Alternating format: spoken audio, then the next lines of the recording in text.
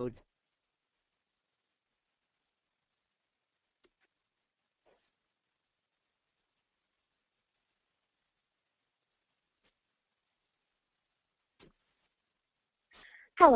I'm Tatiana from Caserta Concepts. Welcome to the joint webinar with Caserta Concepts and PMT Marketing Services, titled How to Use Data Analytics and Response Models to Reach, Realize, and Retain Customers. With me today is Joe Caserta, CEO of Caserta Concepts, and Tony Corretto, co-founder of PMT Marketing Services. Few housekeeping issues before we get started. First, all microphones are muted during the presentation. If you have issues hearing or seeing the webinar, please use Q&A section to let us know so we can see what we can do. Second, if you have a question during the webinar, please submit using the same Q&A panel. We will do our best to answer all questions. If we get cut short due to time, we will respond to all remaining questions via email after the session. We understand that time is important, and we will do our best to keep this webinar, including questions, to only 1 hour. Let's take a minute to welcome our speakers. Tony Corretto is the co-founder and co-CEO of PMT Marketing Services, a database marketing consultancy. PMT specializes in helping customers grow their profitability through the strategic and tactical implementation of customer intelligence solutions. Tony has written articles for or appeared in the pages of New York Times, Wall Street Journal, Inc. Magazine, Banking New York, Maryland Banker, the New York Enterprise Report, and other industry publications. Tony is currently writing a book on customer intelligence. Joe Caserta is a veteran solution provider, educator, and president of Caserta Concepts, specialized data warehousing, business intelligence, and big data analytics consulting firm. Joe co-authored the best-selling The Data Warehouse ETL Toolkit and helps clients access, organize, and analyze data using traditional and big data techniques and technologies. Joe is a thought leader on the evolution of the enterprise data management ecosystem as its paradigm shifts from traditional data warehousing and ETL to big data technologies on the Hadoop and NoSQL platforms. With that, I would like to hand it over to Joe, who will get the presentation started. Joe? Thank you, Tatiana. Thank you very much. This is Joe Caserta. Hi, everyone. Welcome. I'll just jump right into it. Quick little intro. We are just a consulting firm based in New York City. We deal with nothing but data and across the markets within the New York City area, e-commerce, retail, marketing, financial services, insurance for the most part, healthcare, and higher education. And we do implementation consulting and strategic consulting. Some of the expertise that we do is in and around big data analytics. Even though we've been in business for over a decade, we've been dedicated to big data since 2009, and we've become pretty well versed in the technologies and implementations. We have a bunch of strategic partners in this space with big data and analytics. Some to note: Revolution Analytics, Datamir, Tableau, Akunu, Jasper. These are all analytics companies. LucidWorks Research, and all of the Hadoop distributions. We mostly focus on Fortune 1000 companies. A lot of names you'd probably recognize are in our client portfolio. So let's just dive right into the evolution of predictive analytics and what is predictive analytics. We've been building data warehouses to do what was called back then analytics for about 17 years now. And, you know, mostly in the past, it was all about what happened. So we would take all of the data from all of the transaction systems, clean it, conform it, consolidate it, and then allow people to report reactively on what may have happened. And that all is really hindsight. As things happen, we can say it was good or bad and maybe suggest some change. But we weren't able to do yet at the time was be able to predict what will happen. And what will happen is what we're going to talk about today. The one step in between, what is noted here is diagnostic analysis. We're trying to figure out why did it happen. And in the data warehousing world, we call that the causal dimension. So we would try to figure out what occurrences were happening at the time of these events, and try to do some correlations to figure out what was going on at the time of these events, and then try to predict and look for trends. And there's mostly trending and ranking type of analysis. And now what we're going to talk about later in this webinar with Tony Corretto from PMT Marketing is how can we make it happen? Once we understand what's going on in the business, what's going on with our customer behavior, actually predict how we can influence what our customers are going to do, what they're going to buy, and how they're going to buy it. And then also, just for fun, on the right-hand side, we noted that the Harvard Business Review and USA Today are saying that being a data scientist or data analyst is one of the sexiest jobs. So as data guys, we don't get to be called sexy very often, so we like to put that in red. So what is predictive analytics? I like to think of predictive analytics as looking for patterns. So we take data, we take all the attribution of every event that ever happened, and we just put it into a machine. And no human being can ever do this by hand. So what we have to do is we have to build algorithms, and we'll go over what those algorithms are. We have to build algorithms to look for interesting patterns. And then we have to test this data to see if these patterns are actually affecting different types of transactions. So we do some observation, we make sure that we really understand which patterns are effective, which patterns are not effective, and then we test it and we run untested data to see if our assumptions are correct. One thing that this bottom bullet right here says, accuracy and usability really varies. So there's two things that is required. One is we do need to have domain expertise, and we do need to have a really deep understanding of our data. And the data that we understand has to be clean and has to be quality assured. Otherwise, we're going to make assumptions based on bad data, which is going to lead to bad decisions.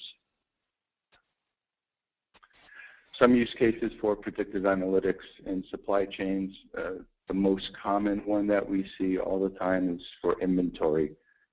How do we predict how much inventory we should hold and where should we hold it?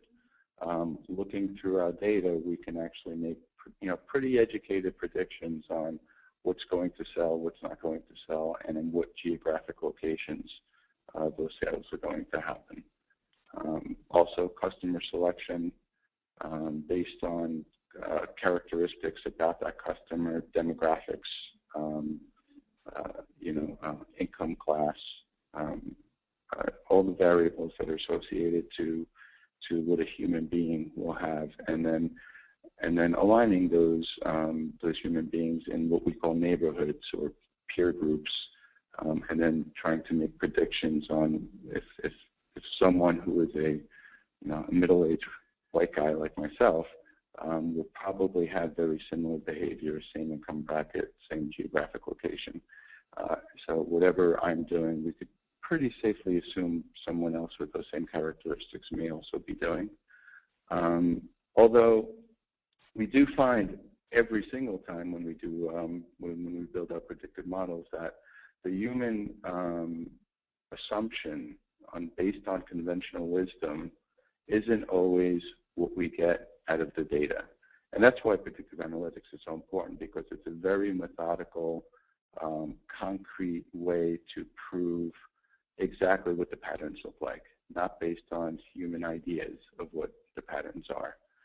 So it's very provable, it's very auditable. Some other use cases that we have is human capital. So, our graduates from Yale actually doing better on the job than high school dropouts. Maybe, maybe not. Only the facts will tell us. Financial performance, of course, predictive modeling and banking, hedge funds, not a new idea. And then fraud and detection, right? Very, very, very common use case is to look for patterns, say in the healthcare industry, of providers sending fraudulent claims. It's very simple once we build the predictive models to identify what a fraudulent claim might look like, and test it and make sure that that the models that we're building are correct. The process that we use is called CRISP, and CRISP stands for Cross-Industry Standard Process for Data Mining. And this, again, also, if you look to the top right-hand side of the screen, it talks about really understanding the business first. Understand, what is the problem we're trying to solve, and then understand the data so that we can solve it. Once we understand the data, then we can actually prepare the data, and you can have the best data warehouse in the world. You're not going to be able to, and I could safely say this, you're not going to be able to build predictive models off of a core data warehouse. The data always must be prepared first, and then we can feed the data models with data samples. We never want to use all of the data at once. We always want to sample it up, right, build our models, and then test our models. And that is a very, very iterative process, going through the evaluation phase and the validation phase. And once we feel that the models are actually performing the way we want to, then we can actually go and do the deployment. One thing that I do want to add is building those preparing the data for the models. That is essentially ETL, right? Extract, transform, load. We are getting data, transforming that data, preparing it for analytics, and then we're placing it down so that the data modeling tools and the predictive modeling tools can ingest it and consume it. As we get more and more data, as we move into the big data paradigm with Hadoop and the NoSQL databases, it is changing the way we do this. Languages are changing, data preparation techniques are changing, and the whole notion of big ETL, we think, is going to be a new shift in this in the paradigm. And we'll have some more webinars in the future, hopefully near future, to start talking about big ETL techniques to start preparing data for analytics and machine learning. Just some common predictive methods. Classification is the very, very common one. Building decision trees, and then clustering. Right? Clustering is our friend in the predictive modeling world. Also very, very common. K-means clustering, common algorithm that we use in a lot of our solutions. Associations, what goes together. If they're buying this, they might buy that. Recommendation engines is all based on this. And then time series within the financial industry, very, very common. Link analysis, as this matures, there's actually now databases based on this technology, graph databases, new Facebook techniques. If I'm connected to you and I like something, then there's a good chance that people connected to me may also like that same something. And that's to establish ways of predicting behavior across different neighborhoods. And then also additional resources. I do want to take a shout out to Jen Underwood from Impact Analytics down in Florida. She is a predictive analytics specialist. She has expertise in most of the tools we have here. But one thing this page tries to get across is predictive analytics really isn't about a tool. There's lots of tools out there. It's really not about a platform. It's really about the techniques, following the crisp PM process, preparing your data, building your data models, iteratively testing it. It's never going to be really finished. As we get new behavior patterns, we'll be constantly tuning our models and then finally putting out new deployments going forward. That's all I have, and now Tony Corretto from PMT Marketing is going to go through and talk about a specific use case, the specific techniques, and just drill a little bit deeper into the solution.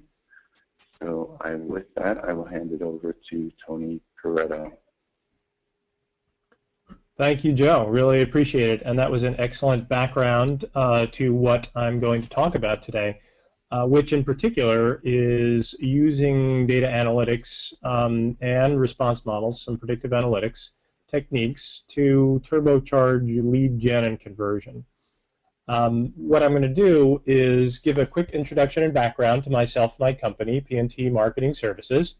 I'll talk a little bit about our methodology and kind of our riff on the crisp DM strategy. I'll go into a case study, which will be pretty interesting, I think.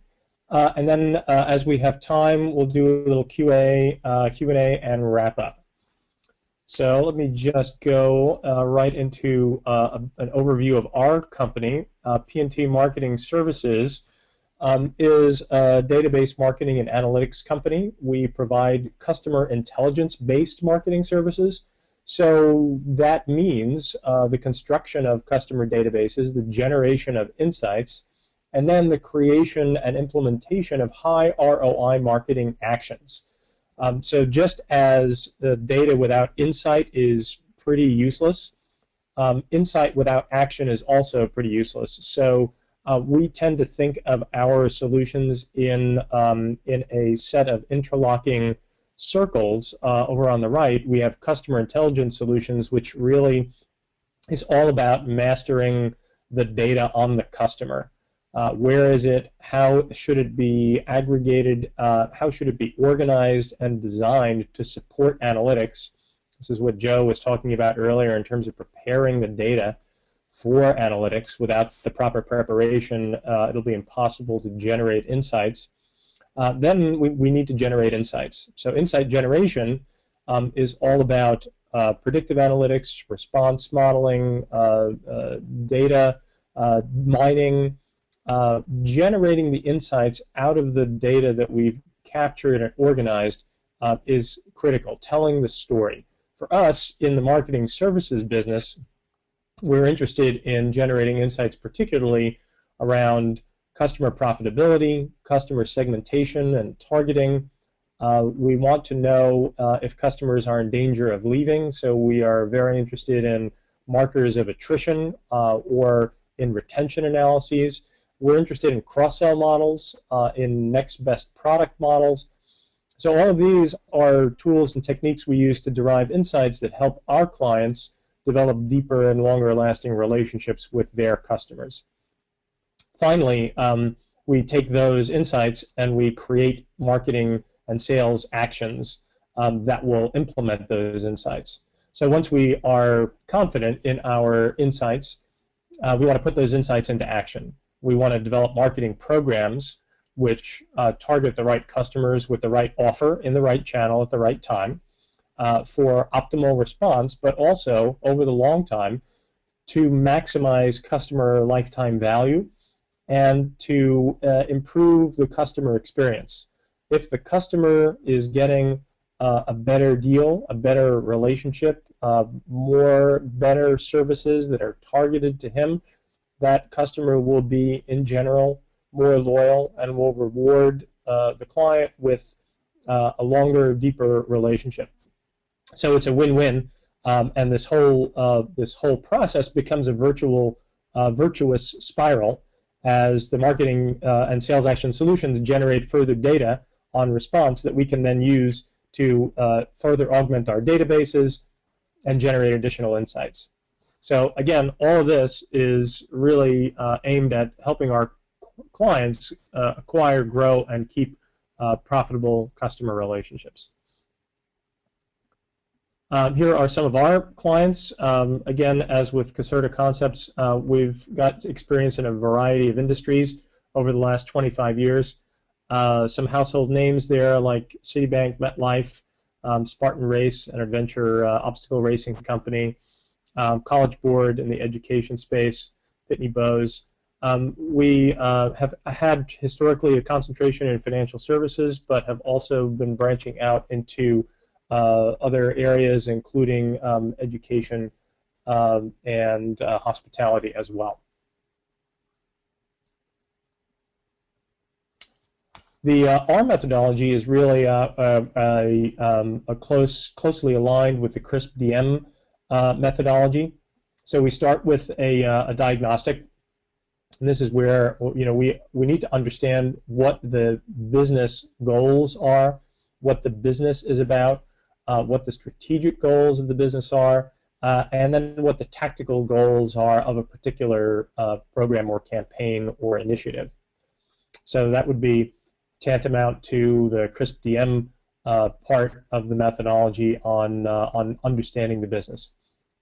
We then want to prepare the data. Step 2 is all about creating a customer-centric marketing and analytic data mart. If it's not organized correctly and data are not accumulated, scrubbed, aggregated, normalized in the correct way, then it will not be possible to generate correct insights. Step 3, which is actually a number of sub-steps, obviously, is generating customer insights. We want to understand exactly based on the data that we've created and captured that we're trying to reach those.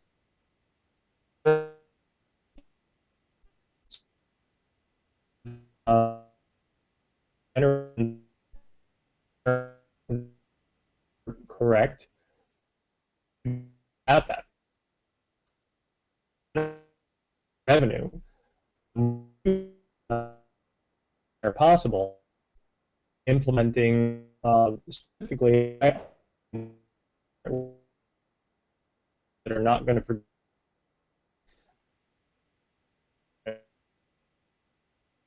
understand to so suggest cost $100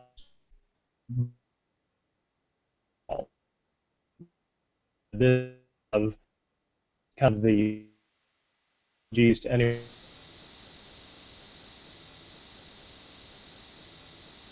a lot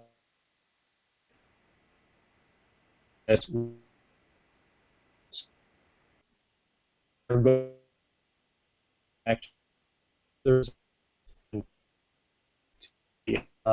two sites generated on the report those in is the newest 3 times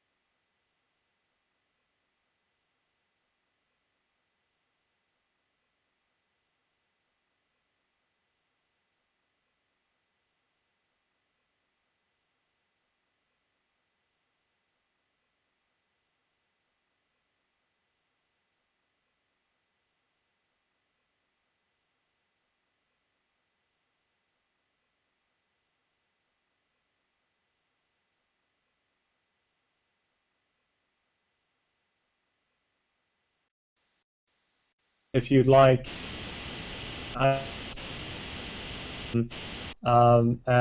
home, and that way we can continue. Yeah, that's fine. So we're on slide 7, case study. There you go. It looks like you are controlling. Okay, very good. Now I'm back. Excellent. Thanks. Sorry, everyone, for the technical snafu. So what I'd like to do in the case study is talk about a particular business problem we were trying to solve, our insight into the problem, the approach we took to solving the problem, our application of our methodology, and the results we obtained. The overarching business problem was for a client we were working with in the for-profit education space. So a very large for-profit education firm with hundreds and hundreds of thousands of students enrolled in different universities. We had in place what we found when we started working with this client was a program design, marketing program designed for lead gen, which were basically undifferentiated offers that were blasted out to an undifferentiated but quite a broad list of potential students. They had a proven success increasing response and click-through rate and click-to-lead rates, but what they really needed was a breakthrough. They wanted to get beyond incremental results, and they wanted to get to really quantitatively better lead generation using much more sophisticated methods. So we approached the problem with a very basic insight, which we've learned through many years of doing this work, is that most of these marketing programs are Pareto optimal. So for those of you who are not familiar with Pareto optimality, Vilfredo Pareto is a 19th century, an early 20th century economist who noted that in almost every circumstance in which we were looking at the return on something, that the bulk of the return came from very, very, very small sample of the population. So if we were looking at profitability in customers, 80% of the profitability for a firm came from 20% of its customers. 80% of the effect of something is generally only attributable to 20% of a population. It's generally called the 80-20 rule. In some cases, it's actually a 90-10 rule or a 95-5 rule. In some cases, Pareto optimality is very, very skewed.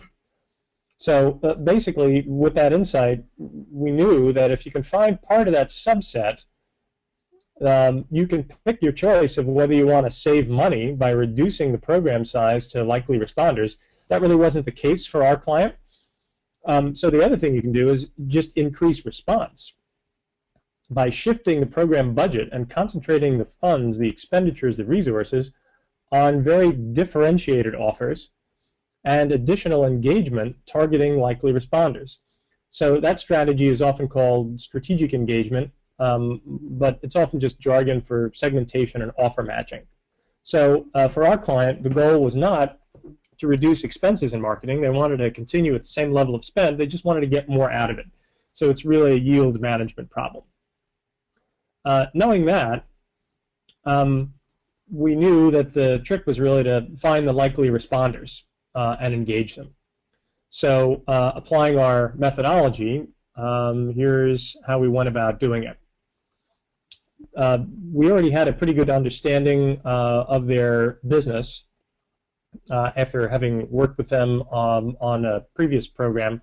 So we knew what their goals were in terms of lead generation and increased engagement with their prospect base. So we went into the next step, which was to prepare the data for analytics. So we constructed an analytic data warehouse. This turned out to be a fairly tricky endeavor because it hadn't been done before. We had email message data from their email service provider. We had a set of contact lists, which were not only kept at their email service provider, but as it turns out, in a number of different siloed places around the organization. We also wanted to keep longitudinal data, so we had to go back and mine history to pull that into our analytic database. We housed it all in Microsoft SQL Server, which is a fairly robust tool and fairly industry standard with a whole number of tool sets available to it. The data capture included not only the contact level data, so who were the people who we were trying to model, but all of the data on the communications that were sent and the responses to those communications. That was critical. That had never been captured before. It had been captured at the campaign level, so they understood, the client understood whether campaign A had a better response rate than campaign B, but they did not understand whether contact A responded better to a particular offer than contact B. So there was no sense and no insight into the population, which was a key insight for us and what led us down this path. So we needed to send and response data from all of their email service providers, which amounted to millions and millions of messages and message data over the course of the 12 months that we analyzed. We also wanted to look at what happened online. So we were looking for digital body language. Digital body language is really just a slogan for, what are they doing online with you? How are they navigating your site? So based on some Google Analytics input that we were able to pull from them, they did not have Omniture or more sophisticated on-page analytics. We were able to pull data on visits to particular high-value URLs that indicated whether students were really, really interested in the programs. So typically those high-value URLs would be the cost of a program, the course catalogs, the course descriptions, something that indicated that the students were really, really interested in and about to pull the trigger on enrollment. We also critically had to have data from the client on which contacts became leads and which leads actually enrolled. So this was a multi-step engagement process, and we really had to understand what that engagement process was from the very top. So how did a how did a prospect become a lead, and how did a lead become an enrolled student? Finally, we consumed call center data. What leads actually wound up calling directly to the call center, and what were their characteristics? How often did they call? What time of day did they call? Did they call in response to a particular communication, or did they call out of the blue? All of that became part of the call center data that we captured.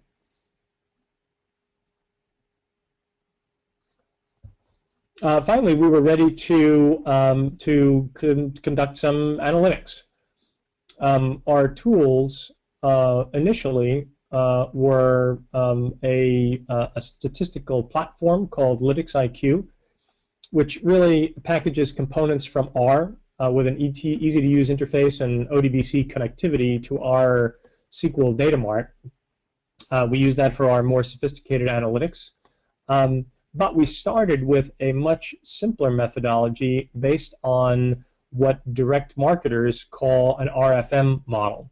That's recency, frequency, and monetary value. So R stands for recency. How shortly, how recently did a prospect or client or lead have a contact with your firm? So we wanted to understand the recency of interactions. We also wanted to understand the frequency of those interactions. The more likely and the more likely you are to perform frequently, to interact frequently, the much more likely you are to be engaged with the brand. And then M stands for monetary value. So what is the monetary value of those interactions? In our case, we substituted the high-value behaviors for high monetary value. We were trying to model based on high-value interactions, not necessarily high financial value, because we were trying to model whether or not a student was likely to raise his hand and request further information. That was becoming a lead, and then whether those leads were likely to result in enrollments. So we wanted to start with something simple to generate quick hits to impact lead generation fast, but we also wanted to generate some learnings.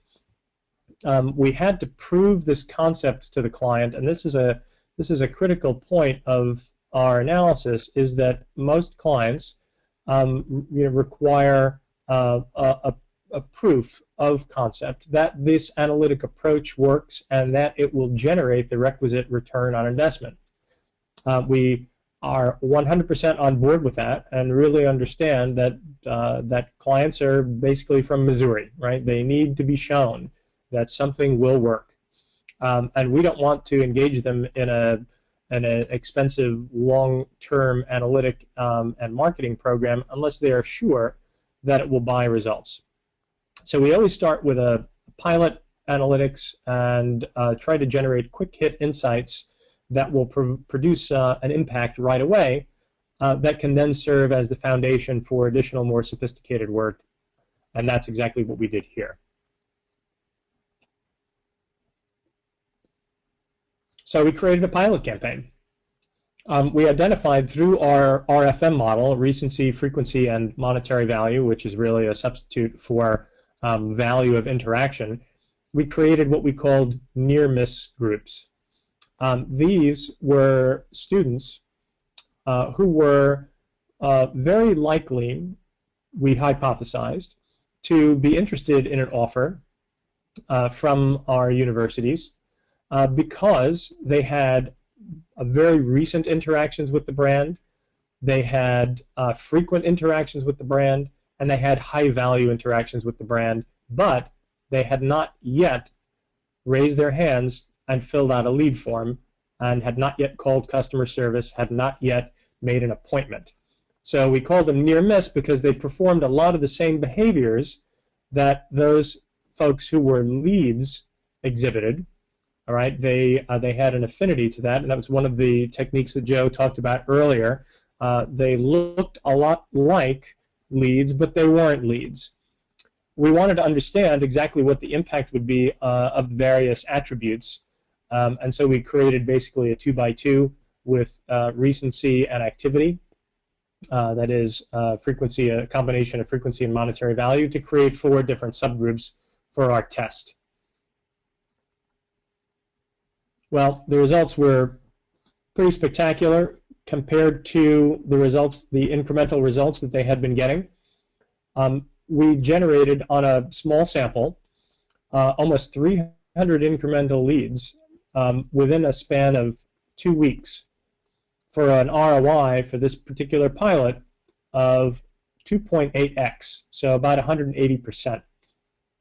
The click-through rate was 116% higher than the control group, and the click-to-lead rate was 55% higher than the control group, again resulting in 300 incremental leads and a pilot program ROI of 180%. Let me just stop there and say that it's critically important, as in any analytic exercise, to work with a sample and to hold out a control group. As Joe said earlier, sampling is very important, and keeping a control group is even more important. We cannot measure results and cannot compare results and cannot determine an effectiveness of any analytics unless we understand how it performs versus other groups. And in particular, if we're going to go to market with a pilot, we need to have a control group against which to compare results. Otherwise, we cannot prove the effectiveness of a given program that is dictated by our analytics in the market in actual field conditions. So incredibly critical to have control groups to compare results versus test. Given the results in the pilot, we got the green light then to go full bore and develop much more sophisticated models. So we refined our master data model, and that meant that we increasingly captured additional data that we felt might be relevant. We basically captured as much data as we could on all of the interactions, We added demographic data from a third-party provider, Rapleaf, which has an incredible data store of online activities as well as demographics. And what we wanted to do was work next on predicting a likelihood to open, which wound up being a linear regression model. We wound up using a linear regression also to enhance our lead form model. So basically our lead gen model became a linear regression model. And then we really wanted to predict likelihood to enroll within the next 30 days, which was a logistic regression model. The last one became quite critical because of short-term revenue goals at the client. So how can we quickly identify those students who are likely to enroll within the next 60 days? And then how can we message them with the appropriate offer in the appropriate manner so that we capture their enrollments?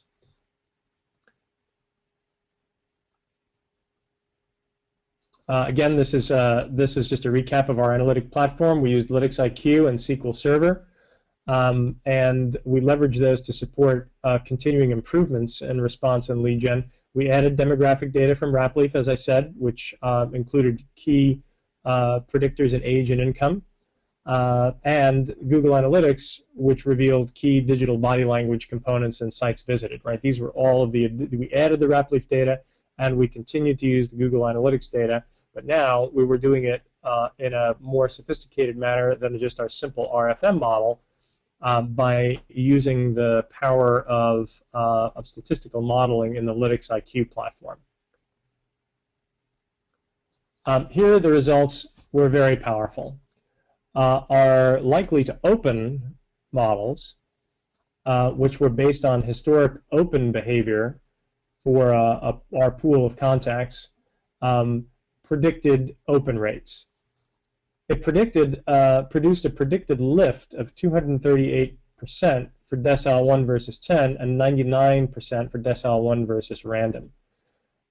So in actual testing, messages to decile 1 contacts produced almost twice as many opens as a random selection. So this was an incredibly successful model based on the statistics that we performed consuming the data that we had accumulated in our analytic data repository. We then created a likely to fill out lead form. Here, the likely to fill out lead form actually turned out to have an interesting twist.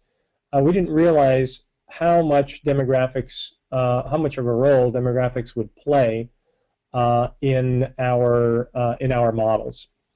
The original RFM models were based specifically on behaviors. They were based on recency of interaction, frequency of interaction, and on the value of that interaction, given that the value of the interaction was couched in terms of the type of URL visited and whether it was a high-value URL. So it wasn't a monetary value, it was a substitute using the value of the interaction as a proxy. So when we added the demographics, we were surprised to see that that age and income were very, very powerful predictors. They had very high correlation coefficients and were very significant predictors of likelihood to fill out a lead. Again, this speaks to letting the data tell the story as opposed to coming into the picture with biases.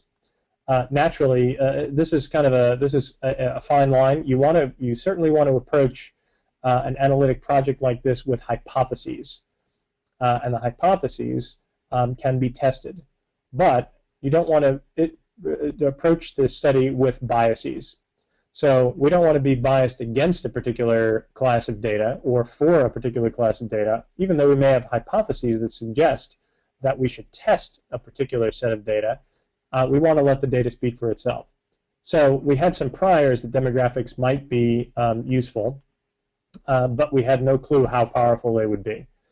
So hypothesis led to an interesting finding in that the demographics proved to pop as a real predictor. The lead model itself produced a predicted lift of 315% for decile 1 versus 10, and this is a standard modeling approach. We generally look at the scores that are produced by the model and take the top decile. Those top decile scorers are likely to be the best responders, those who are likely to have the most predicted behaviors. We do decile 1 versus decile 10 to compare, and we also compare decile 1 versus a random sample. In both cases, the lead model produced a very, very high predicted lift.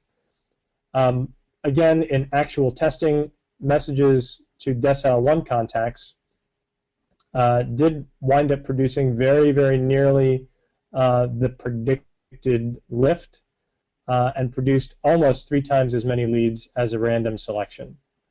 So a very powerful model, which was incidentally an improvement of almost 50% versus the original RFM lead gen model. So we didn't toss out the original RFM lead gen model, but now we were able to supplement it with a much more powerful model that had more powerful predictors.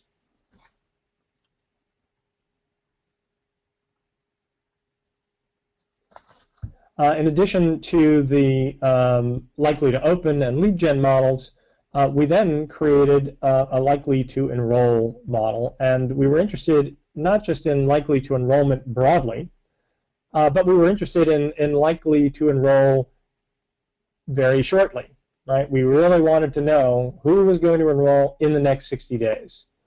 Again, we wanted to base that on all available data.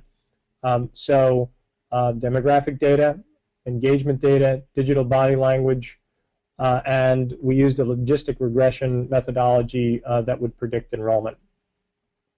Again, it was a bit surprising that as for leads, the predictors wound up being very strongly demographic variables. They were actually almost as predictive as engagement. So the coefficients in the regression for the demographic variables were very nearly as strong as the coefficients for engagement and digital body language. Digital body language was actually a fairly distant third. It really didn't make that much of a difference what sites were visited, but it made a big difference in how students were engaged. How often did they respond? What did they respond to? Again, as for the other two, the model produced a predicted lift of more than 300% for decile 1 versus 10, and over 200% for decile 1 versus random. Again, we want to test to see that those responders who are scored in the top decile definitely outperform the bottom decile, and that was true here. And we also want to make sure that the top decile performers, those predicted and those who have a high predictive score, are more likely than a purely random sample. So again, we found very significant predictive lifts for both. And in the field, messages to decile 1 contacts produced more than 3 times as many enrollments as a random selection. So actually, the results were more powerful than were predicted by the model, which can sometimes happen.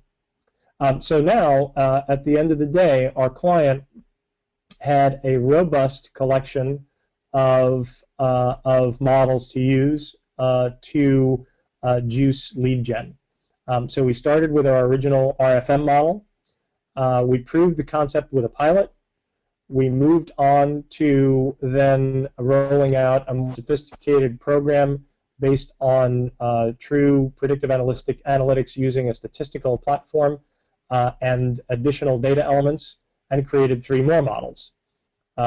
Likely to open model, likely to become a lead model, and a likely to enroll model. Each of those models, in turn, produced significant results versus random, versus the previous communications that were sent to purely random populations. And the lead gen model produced 50% greater returns, greater lift versus random than the original RFM model. So the application of more powerful techniques and additional data elements produced much greater results for our client, which were proven in the field with actual messages to actual contacts, again, versus a control. The control groups were always kept as with and usual was the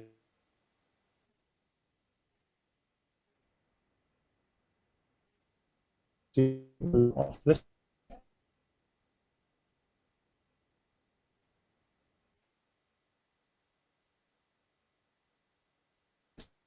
to the get the slide to move, unless it's just my screen. There we go. So that pretty much wraps the presentation. At this point, we'd ask if there were any questions and any or any comments for either myself or Joe.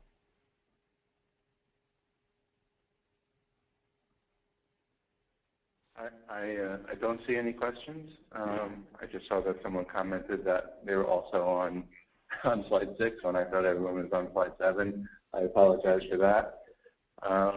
So I just wanted to add one thing that when we talked earlier about the role of the data scientist and is that who's actually doing this type of work?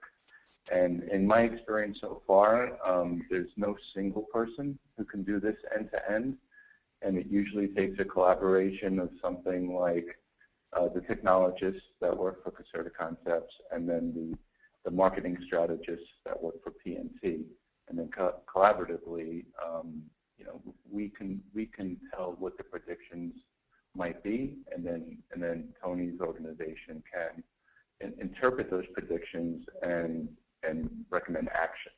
Because like what Tony said so well earlier, is that without action, the predictions really are meaningless.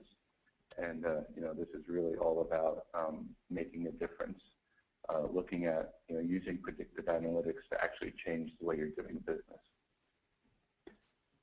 So with that, Tatiana, if you'd like to wrap up, unless Tony, you have anything else to add? No, that's great, Joe. Thanks for the quick recap.